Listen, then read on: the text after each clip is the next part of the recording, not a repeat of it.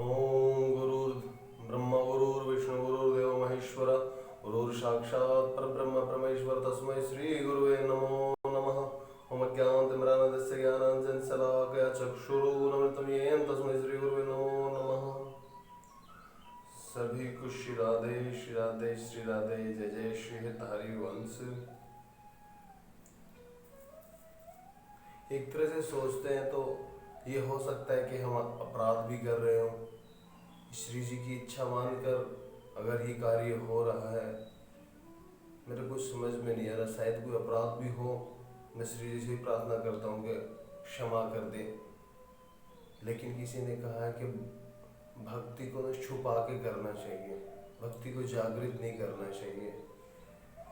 इसलिए आज के बाद कभी मैं इस कैमरे के सामने नहीं आऊँगा, कभी भी। बाकी जैसे श्री जी की इच्छा रहेगी। किसी संत भगवान ने कहा है मेरे को, गुरुदेव भगवान की वाणी में बहुत बार सुना है कि आज के बाद मैं कभी इस कैमरे के सामने ना आऊँगा, और ना मेरे में ऐसी कोई काबिलियत है कि सामने आके कुछ अपना दिखा करके, कुछ आता जाता तो है नहीं, फिर सामने आने की ज़रूरत ही क्या है। श्री जी हैं तो सब कुछ है, श्री जी नहीं है तो फिर कुछ भी नहीं है हमारा अस्तित्व। श्री जी की इच्छा से ही। और मन में बहुत संशय हो रहे कि कोई कथा करनी चाहिए या चर्चा करनी। कथा तो कर ही नहीं सकते, ना धर्म का प्रचार कर सकते, लेकिन पता नहीं क्यों मन में संशय हो रहा। अपराध सा बनता, खिन्न सी हो रही हृदय में ना, ऐसे नहीं करना चाहिए। लेकिन अगर इस श्री जी की प्रेरणा मानी जाए तो जैसे श्री जी की इच्छा। मेरा तो कोई उद्देश्य है नहीं, मेरा खुद का भजन भी इस माध्यम से थोड़ा बहुत कम ही हो रहा है, और चर्चा हो रही है तो भजन ही है, ये भी हो सकता है। लेकिन मैं अज्ञानी, मूढ़, मंदमती, जो भी श्री जी समझे, मेरे में ऐसा कोई अवगुण, मैं अवगुणों की तो खान हूँ, लेकिन गुण तो कोई है ही नहीं। अगर श्री जी चाहते हैं कि ये हो तो दोबारा श्री जी की इच्छा होगी तभी करूँगा, अन्यथा नहीं करूँगा। जय जय श्री राधे, जय जय श्री राधे, जय जय श्री राधे श्याम। आज गोरा कुम्हार जी का चरित्र, महाराष्ट्र के रहने वाले ये संत भगवान, इनकी ऐसी भक्ति न कही जाए न सुनी जाए, अनंत। कलेजा फट जाएगा अगर इनकी भक्ति, अगर इनकी साधना, इनकी निष्ठा के बारे में अगर सुना जाए तो। अनन्य निष्ठा, और कोई नहीं, सिर्फ इष्ट और गुरु। ऐसी दीवानगी कभी नहीं देखी। संत भगवान, जिन संत भगवान के वाणी से चरित्र सुना था, उनके वाणी से ये सुना था कि ऐसी कभी निष्ठा देखी नहीं, ऐसी दीवानगी देखी नहीं की, वो भी नाम निष्ठा। और नाम निष्ठा ऐसी कि जब नाम लेते तो नाम शुद्ध बुद्ध भूल जाते थे, शरीर कहाँ है कोई पता नहीं है। शिव माजा विठल, माजा विठल, माजा विठल, विठल विठल विठल विठल, और कुछ नहीं। वे बर्तनों का काम करते थे, मिट्टी के बर्तन बनाते थे, और मिट्टी के बर्तन एक गड्ढा सा खोद के मिट्टी इकट्ठी करके उसमें जल डाल करके और पैरों से ना मिट्टी को कुचलना पड़ता था, और मिट्टी इतनी चिकनी बना दी जाती थी, इतना रगड़ना पड़ता था कि बर्तन की जो बर्तन के आकार में ढाल सके, इतनी उस मिट्टी को पैरों से कुचला जाता था। तो मिट्टी जब कुचलते थे ना तो और तो कोई ध्यान करते नहीं थे, अपने विठल का ध्यान करते थे, और विठल का ध्यान करते थे, नेत्र बंद हो जाते थे और नृत्य शुरू करते थे नाम लेते लेते। ऐसी नाम निष्ठा थी उनकी, खूब। बस शुद्ध है नहीं उनकी पत्नी, कोई बोल रहा है, पत्नी अगर कुछ कह रही है कि नहीं तो भी कोई ध्यान नहीं है, पत्नी कोई कार्य बीच में कह देती तो भी कोई ध्यान नहीं पड़ता था बस। और कई बार उनकी पत्नी सोचती थी कि बड़ा अच्छा प्रभु से प्रेम, और कई बार उनको अंदर ही अंदर सोचती भी थी ऐसी क्या प्रेम निष्ठा है, ऐसा क्या दीवानगी, ऐसी क्या मोहब्बत है प्रभु से, ऐसे क्या प्रेम है कि किसी की कही हुई सुनते नहीं है। कोई बोल रहा है पीछे, कोई कुछ कह रहा है, उसके बारे में भी इनको शुद्ध बुद्ध नहीं है। अगर कल मेरे को कुछ हो जाए, अगर मेरे को कुछ चोट लग जाए, अगर मैं चिल्लाऊं या कुछ भी करूं तो इनको तो कोई फर्क पड़ने वाला है नहीं। तो ऐसे कोस देते थे, कई बार निकल जाते थे कि ठीक है लगे रहेंगे अपनी प्रेम लीला में, अपने प्रभु के नाम संकीर्तन में, जैसे भी अपने विठल के साथ खुश हैं, कम से कम है तो खुश, कैसे भी रहें, खुश रहने दो। और चली जाती थी ऐसे बात करके अपने आप से। एक दिन उनकी पत्नी बोली कि मैं ना नदी में पानी लेने जा रही हूँ, और गोरा कुम्हार जी मिट्टी मिलाने लगे, और पत्नी को कह दिया कि ठीक है आप जाइए। और गोरा कुम्हार जी घर में एक छोटा सा बालक था, शिशु था, और शिशु की अभी जो आयु थी वो 7-8 महीने की थी। और जो गोरा कुम्हार जी की पत्नी थी वो जल लेने के लिए कृष्णा नदी के किनारे चली गई। वहाँ से जल लेने लगी तो वहाँ कोई सखी मिल गई साथ में, वहाँ उसे कोई गृह चर्चा करने लगी, और भी लेट हो गई। यहाँ गोरा कुम्हार जी मिट्टी मिलाने लगे, और मिट्टी मिलाते मिलाते गोरा कुम्हार जी का जो कार्य था वो शुरू हो गया। नाम लेना शुरू कर दिया। नाम लेते लेते ऐसी धुन चढ़ गई कि गोरा कुम्हार जी नृत्य करने लगे, और शुद्ध भूल गए अपने, बिल्कुल।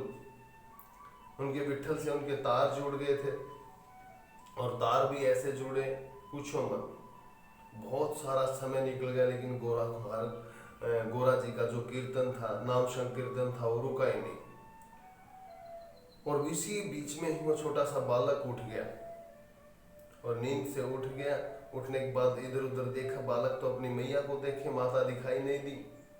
तब उसने अपने पिता की तरफ देखा कि वहाँ कोई है। उनके घर में चाहे बालक कितनी भी अवस्था का क्यों ना हो, लेकिन अपने घर के जो जन होते हैं उनको तो पहचानता ही है। ऐसे करके कि हाँ वहाँ घर का सदस्य है, तो वहाँ बस घोटू घोटू करके वहाँ की तरफ चल दिए। और वहाँ जा रहे हैं वो जैसे गोरा जी नृत्य कर रहे हैं, नाम धुन में, नाम धुनी चढ़ी हुई है, बालक भी उसी अवस्था की तरफ हिल डुल रहे हैं, तो उसकी तरफ बस आनंदित होकर के गोरा कुमार जी की तरफ और बढ़ रहे हैं।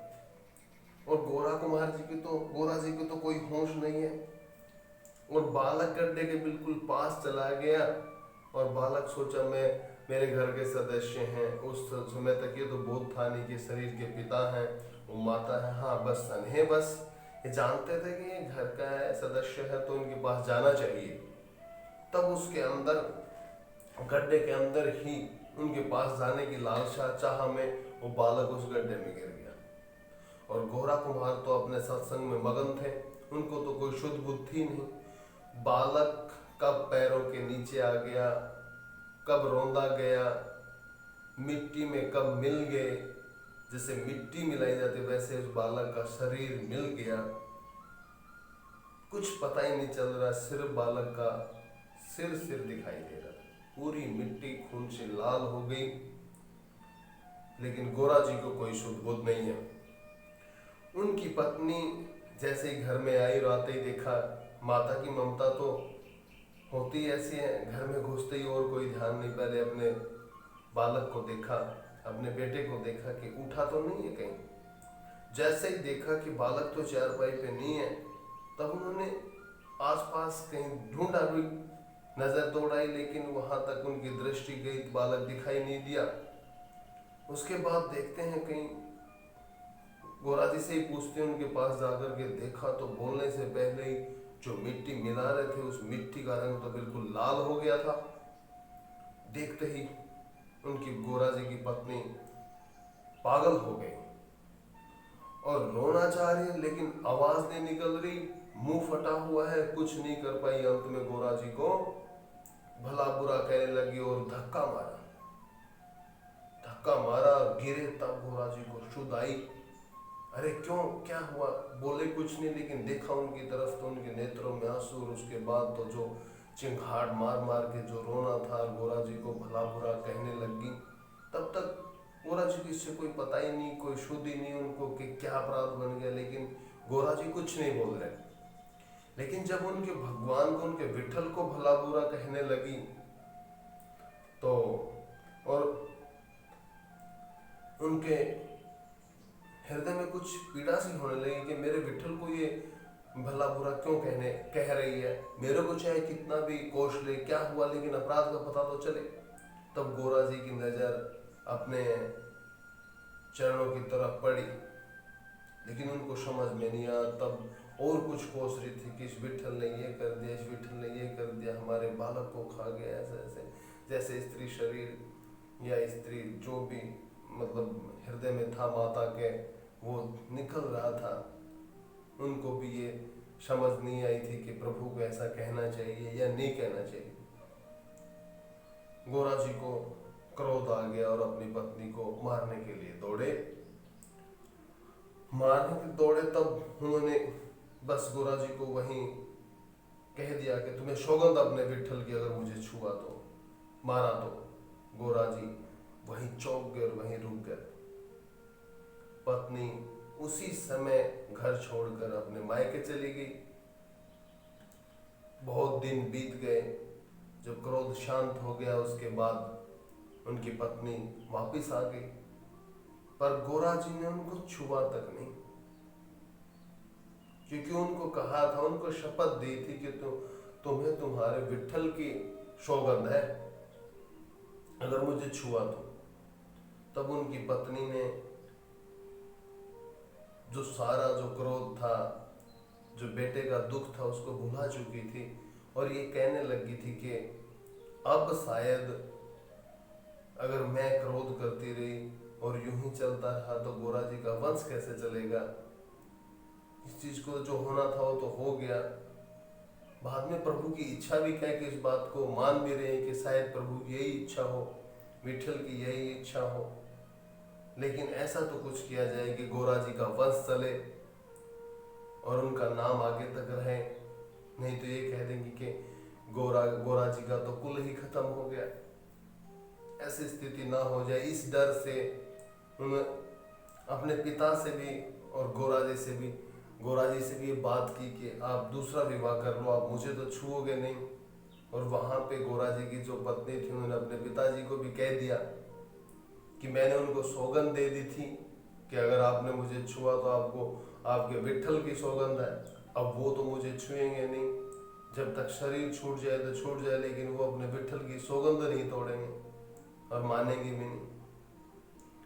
ये विचार करके जब गोरा जी से उनके ससुर ने और उनकी पत्नी ने आग्रह किया कि ये वंश कुल को आगे बढ़ाने के लिए अगर ऐसा किया जाए तो कोई अपराध नहीं होता और आपकी धर्म पत्नी इसके लिए सहमति दे तो, और आप तो मेरी बेटी को, जो बड़ी बेटी है, उसको तो स्पर्श तक नहीं करोगे, ऐसा कहा तो गोरा जी ने उनकी विनती स्वीकार कर ली और अपनी छोटी बेटी को गोरा जी के साथ विवाह कर दिया। और विदाई के टाइम जब जाने लगे तब हर पिता अपनी बेटी के लिए, अपने दामाद को, बेटी की ससुराल वालों को, समधी को, दामाद को, सब कहते हैं कि मेरी बेटी का ख्याल रखना, बड़े नाजों से पाली है, मैंने यहाँ उससे कोई काम नहीं करवाया, फूल की तरह रखी है, आज से मेरी अमानत आपकी हुई, खाया इसका ख्याल रखना। सास ससुर को कहते हैं कि माता बनकर अपनी बेटी बनाकर रखना, पति को, बेटी के पति को, अपने दामाद को कहते हैं कि ये मेरी पूरी जीवन की पूंजी है, ये आपको सौंप रहा हूँ, संभाल के रखना। जितने भी जो सांसारिक बातें होती हैं वो सब गोरा जी को बताई, जैसे बड़ी बेटी के विवाह में कहा था, और अंत में कहा जैसे मेरी बड़ी बेटी का ख्याल रखा है वैसे ही मेरी छोटी बेटी का ख्याल रखना, जैसे मेरी बड़ी बेटी का कहना मानना है वैसे ही मेरी छोटी बेटी का कहना मानना, इसमें और उसमें कोई भेद नहीं समझना। अगर आपके मन में कोई बात हो तो मुझे बता देना आज ही। मैं अगर मेरी बेटी कोई अपराध भी करे तो क्षमा कर देना, अबोध जानकर, मंद बुद्धि जानकर क्षमा कर देना। गोरा जी परम वैष्णव भक्त, वो तो कोई अपराध, उनकी बड़ी पत्नी का भी कोई अपराध नहीं मानते थे। गोरा जी की पत्नी सती और रामी दोनों सगी बहन है, अब दोनों एक साथ साथ रहने लगे। दोनों बहन बड़े मिलजुल कर घर का पूरा कार्य करते, अपने पति की सेवा भी करती थी। लेकिन गोरा जी की निष्ठा, उनकी साधना, उनकी भक्ति, उनके विठल का प्रेम कम हुआ नहीं। जैसी साधना पहले थी वैसी ही चल रही है, बड़ा प्रेम, बिल्कुल। और गोरा जी दोनों से प्रेम से ही बातें करते थे। ये नहीं कि बड़ी पत्नी से मेरा झगड़ा हुआ था या उन्हें सौगंध दे दी थी या मेरे विठल को, नहीं। जो कुछ समय का क्रोध था उसी समय शांत, दोनों में समान भाव रखते थे। लेकिन गोरा जी के दिमाग में एक बात आ गई उनके ससुर की। लास्ट में तब कहा, जैसे मेरी बड़ी बेटी को समझते हो वैसे ही मेरी छोटी बेटी को भी समझना। और गोरा जी के दिमाग में ये बात आई थी कि जैसे तुम मेरी बड़ी बेटी के साथ जो बर्ताव कर रहे हो वैसे ही इसके साथ बर्ताव करना। ये हो गया। तो उन्होंने अपनी छोटी जो पत्नी थी, दूसरी विवाहिता थी, उनको भी बड़ी पत्नी की तरह स्पर्श नहीं किया। यही सोचा कि जैसे बड़ी के साथ व्यवहार है वैसे ही छोटी के साथ व्यवहार हो, ऐसा। इन्होंने उनको कोई बात, बस जो गृहस्थ की जो बातें होती वही करते थे, उसके सिवाय अन्यथा कोई बातचीत नहीं। अब जो गोरा जी की बड़ी पत्नी थी, उनके हृदय में बस यही बातचीत चल रही थी कि कब ऐसा होगा कि कभी वंश में कोई माँ कहने वाला, कोई पिता कहने वाला आएगा दोबारा। अगर ऐसा चलता रहा तो ये कभी नहीं हो सकता। और ये दोनों में ऐसा सामर्थ्य नहीं था कि गोरा जी से कुछ बोल दें। उनको तो सिर्फ अपने विठल की चाह थी, अन्यथा दूसरी कोई चाह नहीं थी। संसारी पुरुष हो तो कोई चाह हो, लेकिन वो तो भगवान के परम भागवत भक्त, जिसको शिरोमणि कहते हैं, भक्त मेरे शिरोमणि, भगवान खुद कहते हैं। उन शिरोमणियों में एक गोरा जी भी हैं। गोरा जी का चरित्र ऐसा ही है, आगे सुनने को मिलेगा। एक दिन ये सोच करके कि नहीं ये छुएंगे नहीं, ये स्पर्श नहीं करेंगे, तो एक दिन दोनों बहनों ने रात में प्लान बनाया कि जब ये सो जाएंगे तब इनके शरीर को हम स्पर्श कर लेंगे, दोनों स्पर्श कर लेंगे, तब तो इनकी वो जो सौगंध है वो छूट जाएगी, उसके बाद अपना लेंगे। मुझे तो ना भी छुए, लेकिन आपको तो अपना ही लेंगे। छोटे वाली बहन को बड़े वाली बहन की बातें बता रही है, ऐसे कैसे चलेगा। मैं तो विवाह भी यही सोच के करवाया है ताकि इस जो कुल की वंश परंपरा है वो आगे बढ़े और चले, यही सोच रही थी। और ऐसा करके एक दिन रात्रि के समय जब गोरा जी निद्रावस्था में थे, तब दोनों बहनों ने उनके दोनों हाथ छू लिए।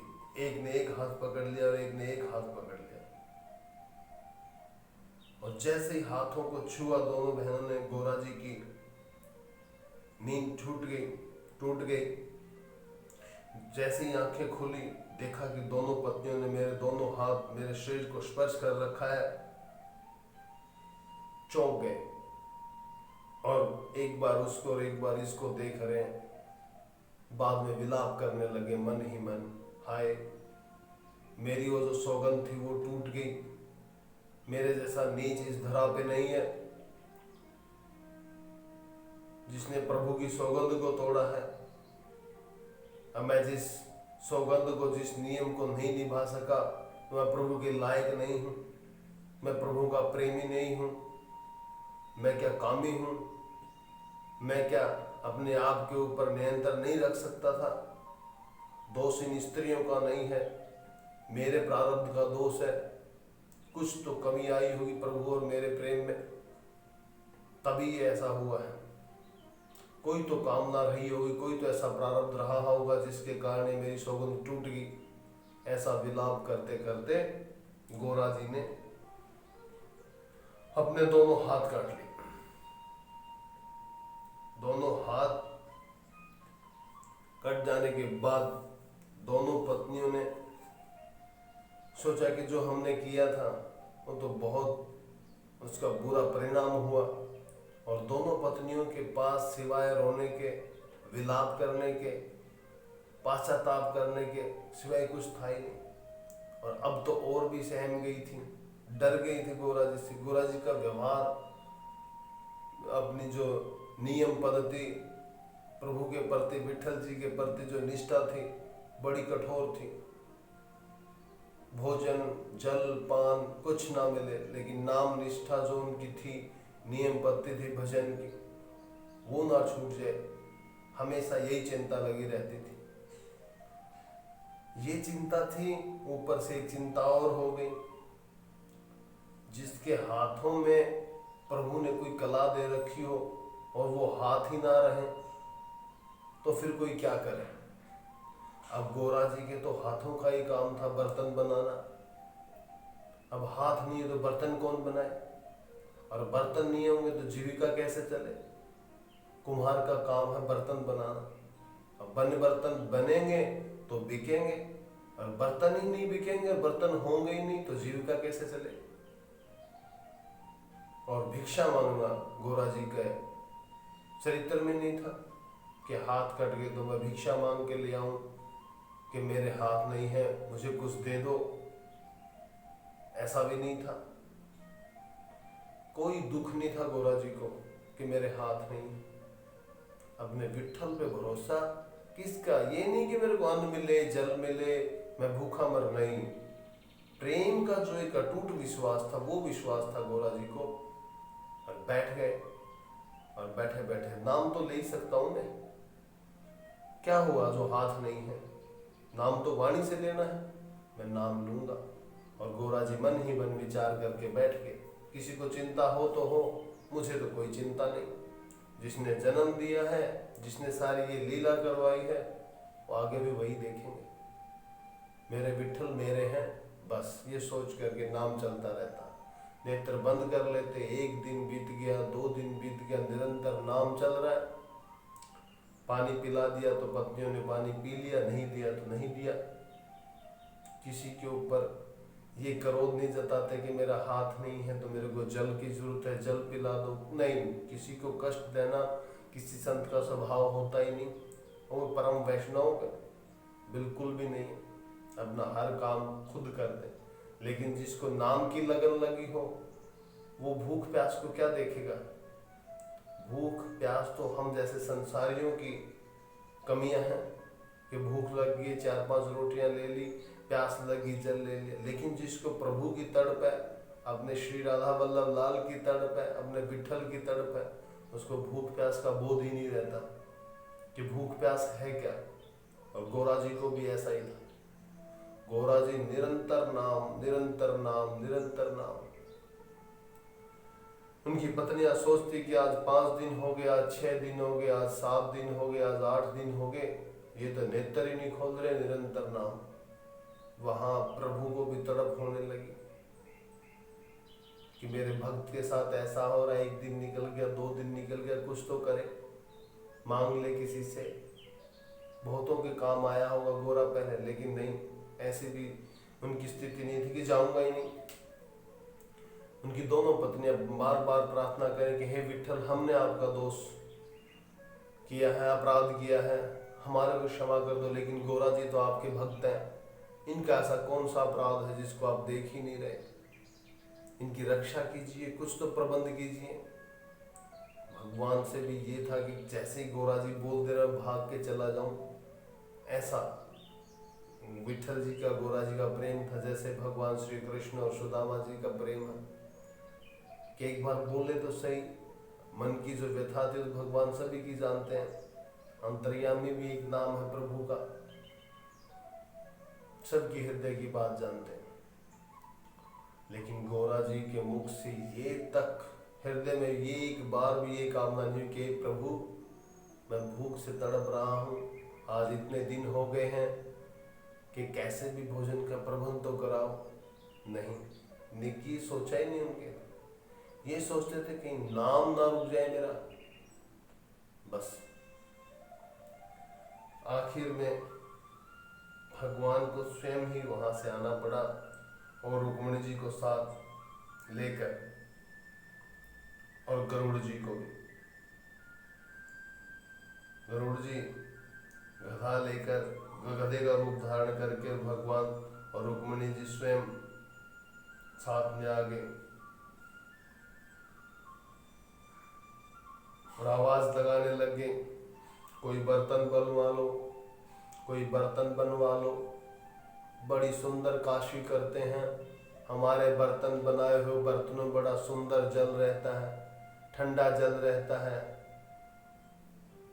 कोई बर्तन बनवा लो, हमारे पास भी काम नहीं है, कृपा करके हमारे को भी 2 वक्त की रोटी मिल जाएंगी, कोई काम दे दो, कोई काम दे दो। ऐसे प्रभु अपने भक्त के लिए,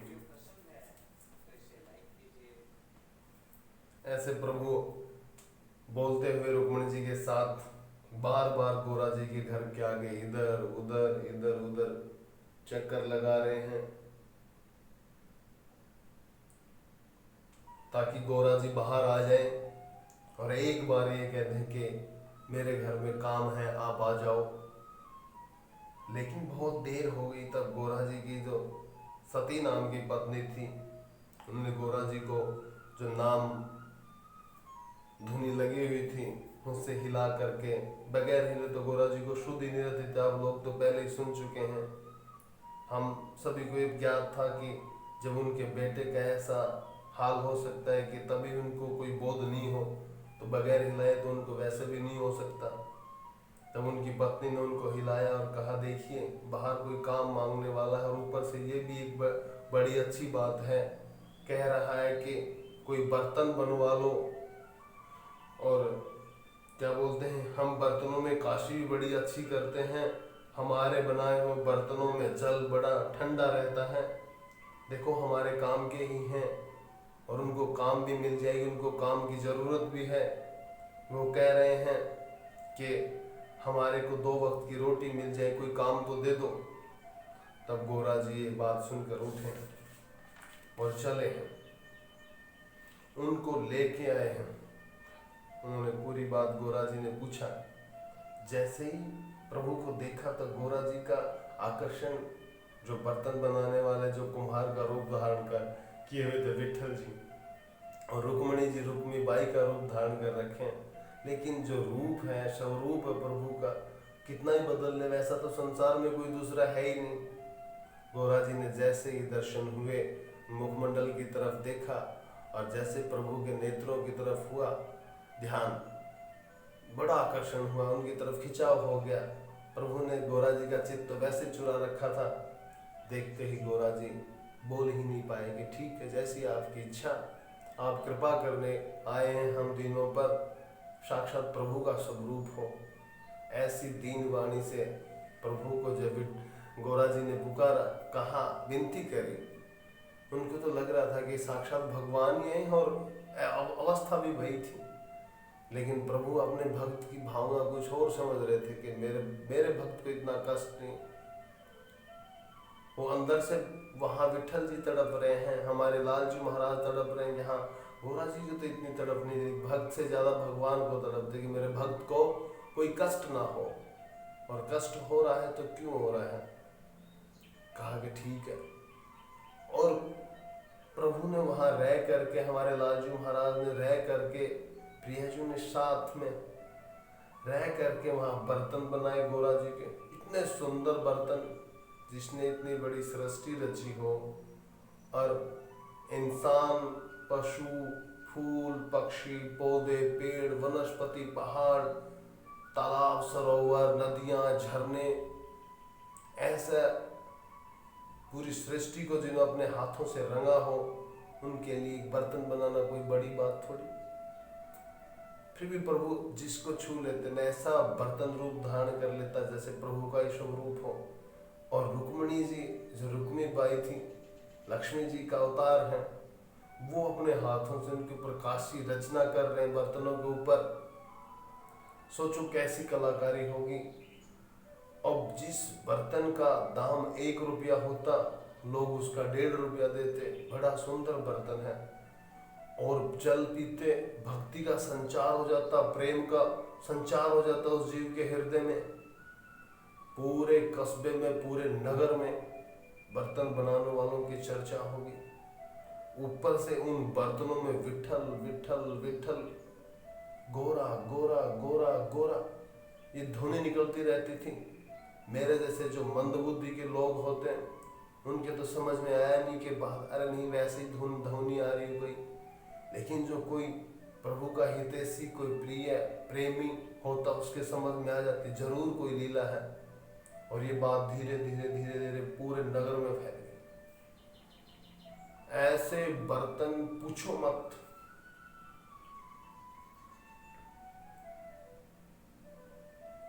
ये बात जब पूरे नगर में फैल गई, ये ज्ञानेश्वर जी के पास भी पहुंची।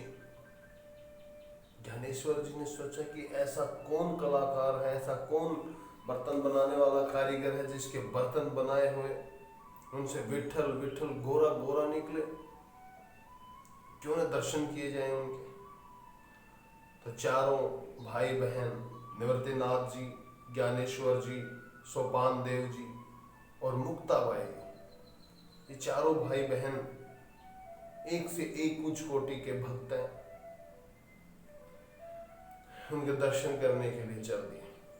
उनके पिता का नाम ज्ञानेश्वर जी, निवृत्तिनाथ जी, सोपान देव जी और मुक्ताबाई जी के पिताजी का नाम भवानंद जी और माता रुक्मीबाई। चारों भाई बहन हमेशा साथ रहते थे। ज्ञानेश्वर जी का इन चार भाइयों बहनों में महान महत्व भी है और स्थान, बड़ा स्थान। इन ज्ञानेश्वर जी ने चांगदेव जी का अभिमान तोड़ा था। शेर पर सवार होके आया था।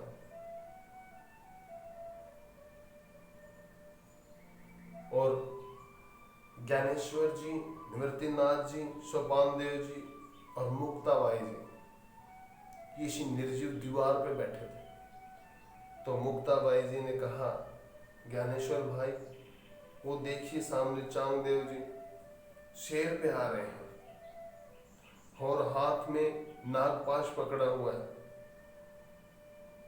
अच्छा, इस अभिमानी का अभिमान तोड़ना चाहिए, नहीं तो ये कोई गलती कर बैठेगा अपने अभिमान के नशे में चूर होकर। अगर यहाँ इसका अभिमान टूट गया तो ये प्रभु की भक्ति करने लग जाएगा, सही मार्ग पकड़ लेगा, सही रास्ते पे आ जाएगा। कृपा कीजिए इनके ऊपर। तब ज्ञानेश्वर जी ने जो निर्जीव दीवार थी उसी को आदेश दे दिया था कि दीवार चल। और सही मायने में ग्रंथ में लिखा और संतों की वाणी से भी मैंने सुना, उसमें है, कथा भी सुनी, उसमें भी यही बताया गया संत भगवान ने कि वो निर्जीव दीवार थी, वो चल पड़ी। और जैसे निर्जीव दीवार को आगे चलते हुए देखकर आते देखकर चांगदेव जी वहीं थम गए कि शेर तो सजीव है, ये तो समझ सकता है डर की भाषा, कैसे भी क्रोध की भाषा, प्रेम की भाषा, ज्ञान की भाषा, लेकिन ये निर्जीव दीवार है तो कुछ नहीं समझ सकती, जिसमें कोई जीव है ही नहीं। तो भला तब ज्ञानेश्वर जी के उन्होंने चरण पकड़ लिए थे। ये चारों भाई बहन गोरा कुम्हार जी के नगर में आ गए और पूछते पूछते गोरा जी के घर में पहुंच गए। किसी ने कहा आवाज दे करके कि गोरा जी, गोरा जी। गोरा जी बाहर आए और बताया कि ये ज्ञानेश्वर जी हैं, या आपके दर्शन करने के लिए आए। अरे जैसे ऐसे बोला, गोरा जी ने चरण पकड़ लिए कि इतने बड़े संत हैं वो, हम अब इस लायक हैं नहीं कि हम आप हमारे दर्शन भी करो। हम आपके चरणों में दंडवत प्रणाम करते हैं, भगवान आइए। चारों भाई बहनों को बड़े आदर पूर्वक अंदर लेके गए हैं और आसन ग्रहण कराया है, जल पान कराया है। उसके बाद पूछा है कि प्रभु कैसे इस अधम नीच के घर आने का कष्ट किया, मेरे पास संदेशा भेज दिए होते, मैं आ गया होता, आपने क्यों कष्ट किया। दो बड़े संत, दो बड़े प्रभु के प्रेमी भक्त मिले हैं, कौन किसे बड़ा कौन छोटा ये तो तय करना ही नहीं होता।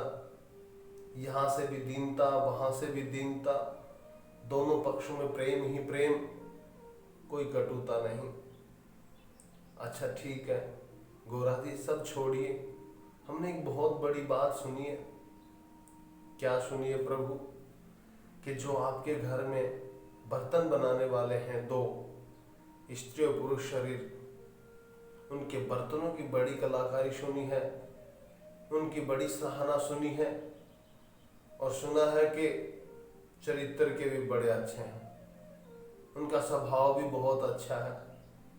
पूरे नगर में जब से आए हैं प्रेम का जैसे संचार हो गया हो, प्रेम की जैसे नित्य वर्षा हो रही हो, ऐसा प्रतीत होता है पूरे नगरवासियों को। उनकी वाणी से जब कहीं सुनते हैं, बहुत बार सुना भी है कि जब से वो आए हैं जन जन के हृदय में प्रेम का प्रवाह कर दिया है। हम उनके दर्शन करने के लिए आए हैं, उनसे मिलना चाहते हैं। ये बातें विट्ठल जी प्रभु और रुक्मिणी जी, जो रुक्मी बाई का रूप है विट्ठल जी के साथ, वे दोनों सुन रहे हैं। और सुना भी है कि उनके बनाए हुए बर्तनों में जल इतना अमृत का सा प्रतीत होता है, जो पीता उसको लगता है कि अमृत जल नहीं अमृत पिया हो। कि प्रभु आपने जो अभी जल पिया वो, हाँ तभी तो आभास हुआ, और दे दो थोड़ा सा, और पान करना चाहते हैं। और दिया गोरा जी ने, एक एक पात्र जो जल का दिया था वो पिया। और तब कहा कि हम उन पात्रों की एक और सराहना सुनी है कि इसमें से आपका और विट्ठल जी का नाम आता है। कि कहा भगवान मैंने तो आज तक सुना नहीं, कोशिश भी नहीं की, लेकिन लोगों का मानना है। मैं तो तब सुनता जब मेरे विट्ठल पे भरोसा नहीं। आज तक विट्ठल जी ने संभाला है मुझे,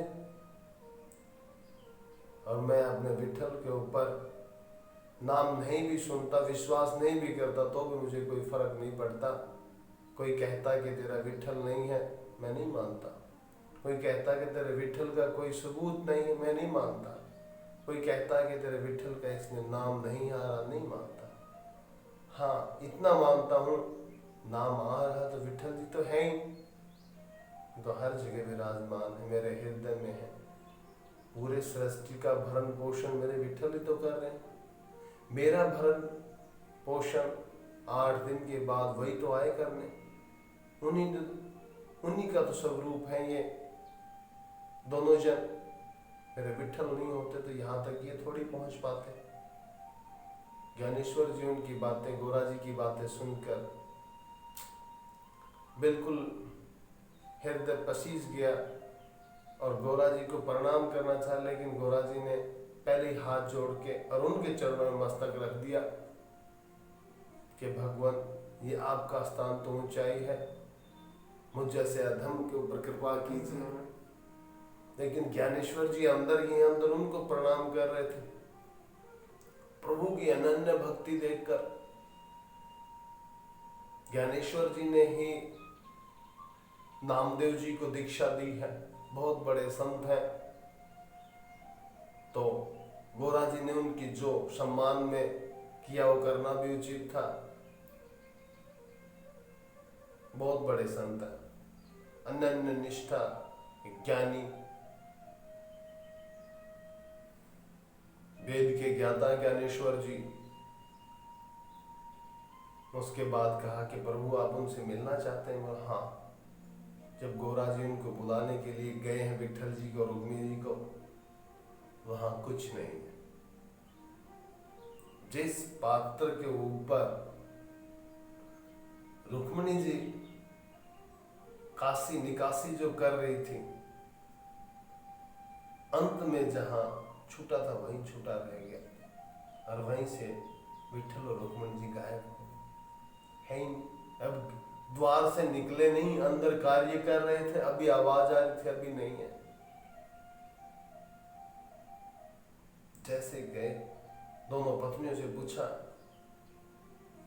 कि वो कहाँ चले गए, अंदर ही तो थे। दोनों पत्नियों ने भी कहा कि हाँ अंदर ही थे। तब ज्ञानेश्वर जी को जो संदेह था वो अब यकीन में बदल गया कि और कोई नहीं, साक्षात विठल जी और रुक्मीबाई जी हैं, तभी तो आए थे। और जैसे ही जिस स्थान के ऊपर विठल जी और रुक्मिणी जी थे प्रवेश किया ज्ञानेश्वर जी ने, ऐसी अलौकिक सुगंध, पहचान गए कि साक्षात प्रभु थे। ज्ञानेश्वर जी की नेत्रों में आंसू थे और उस स्थान को बार बार प्रणाम कर रहे थे और मन ही मन गोरा जी को प्रणाम कर रहे थे। ऐसी भक्ति हर जीव के हृदय में होनी चाहिए कि भगवान अपने भक्त का कष्ट दूर करने के लिए खुद भी आ जाते हैं।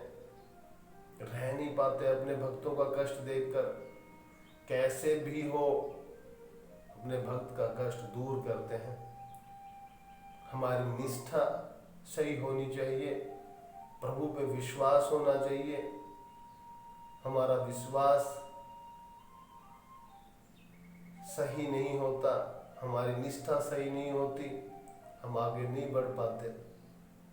हमारा विश्वास अटल हो, गुरु के वचनों पे सही चला जाए, शास्त्र के विरुद्ध कार्य न किया जाए,